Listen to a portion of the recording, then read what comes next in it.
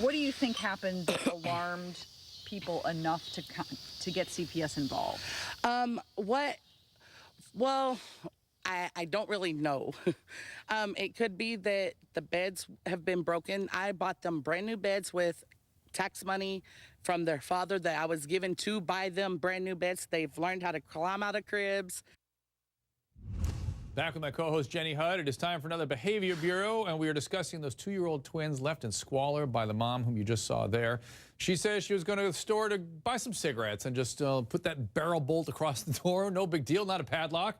Then she's going to put the beds together. Oh, the beds. A lot about the beds in her interviews out there. A 30-year-old was arrested. This mom was arrested for child endangerment just hours ago. And I want to share, Jenny, a tweet with you we got from Charlay Strong. Her handle is @Gordon38831. Oh, my God, single, mom here of twins, all by myself. Thank you very much. God bless her. And live by a convenience store. Never have this happened. Of course not. Of course not. Well, hey, listen, that's why this is so outrageous. Joining us, the Behavior Bureau, Samantha Shocker, social commentator, host of Pop Trigger on Young Turks Network, Tiffany Davis Henry, psychotherapist and HLN contributor, Deneen Manette, criminal investigator, author of Ultimate Betrayal, and Wendy Walsh, psychologist and author of 30-Day Love Detox. Wendy, you first. What do you make of the mom's excuses and explanations? Well, I'm of two minds because I do hate it when people discriminate against lower income families because you don't have to be rich to be a good mother.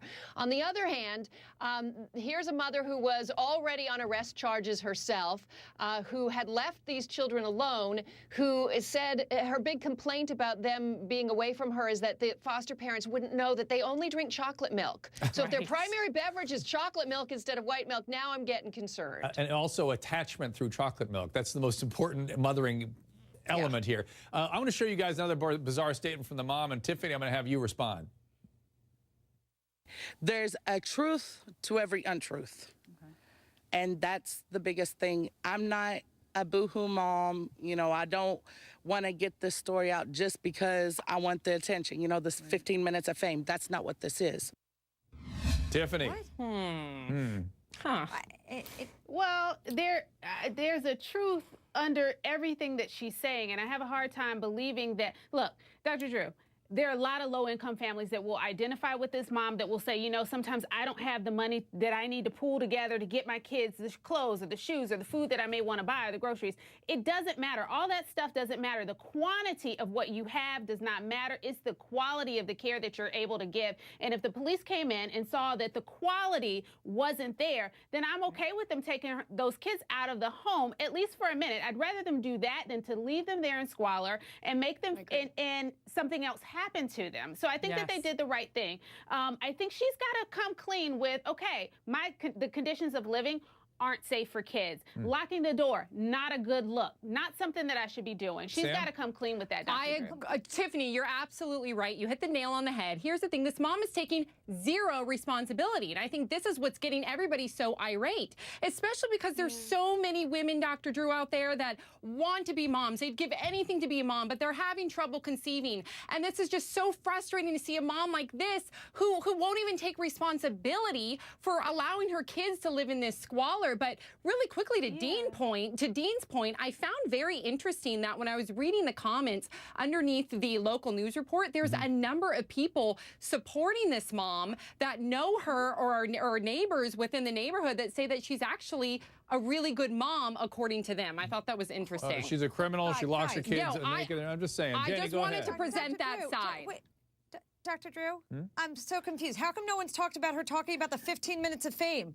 What is she talking about? She's in trouble. Her children were taken away. What is she talking about 15 minutes of fame for? And the reason she's not taking responsibility is this woman doesn't think she's done anything wrong. Right. How is that possible? Yeah, and thank you, Jenny. Thank you for saying that, Jenny, because now I get to bring Deneen in, who always, she can throw her dynamite into this conversation. But Deneen, she has a really interesting point here that Jenny just made, because when you and I deal with parents that are dysfunctional, they never cop to it. That's why I remember the kid, the 9-year-old that was running around the airport and got on the plane, and the father was like begging for help. I thought, wow, they don't normally say, I need help. They say, I'm a good parent. I'm a good parent. Deneen. All right. Dr. Drew, I'm not going to make any friends tonight. I can already see where this is going, but just hear me out. What I have learned is that the police report is not the gospel. I need to know how long they had been in that room. She said that she put them down for a nap and went out.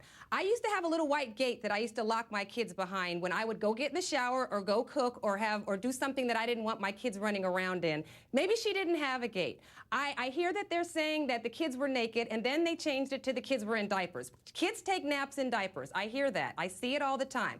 First they said that the house smelled like raw sewage or something. And then it turned out to be, well, it smelled like urine. Okay, well, some houses smell like urine. I've been in them. People have gone to the bathroom on the cushions of an old couch and the houses stink.